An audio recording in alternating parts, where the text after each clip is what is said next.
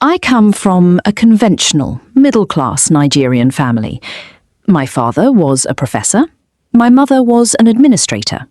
And so we had, as was the norm, live-in domestic help, who would often come from nearby rural villages. So the year I turned 8, we got a new houseboy. His name was Fide. The only thing my mother told us about him was that his family was very poor. My mother sent yams and rice and our old clothes to his family. And when I didn't finish my dinner, my mother would say, "Finish your food. Don't you know? People like Fide's family have nothing." So I felt enormous pity for Fide's family.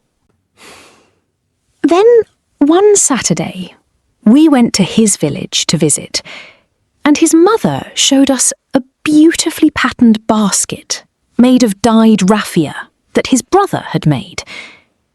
I was startled. It had not occurred to me that anybody in his family could actually make something. All I had heard about them is how poor they were, so that it had become impossible for me to see them as anything else but poor. Their poverty was my single story of them. Years later, I thought about this when I left Nigeria to go to university in the United States. I was 19. My American roommate was shocked by me.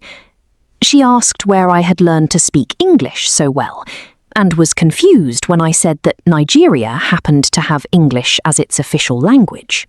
She asked if she could listen to what she called my tribal music, and was consequently very disappointed when I produced my tape of Mariah Carey.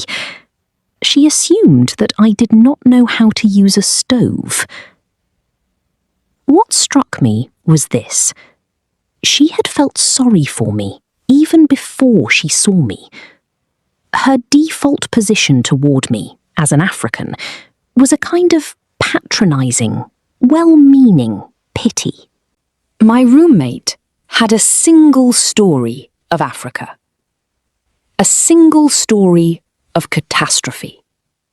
In this single story, there was no possibility of Africans being similar to her in any way. No possibility of feelings more complex than pity. No possibility of a connection as human equals.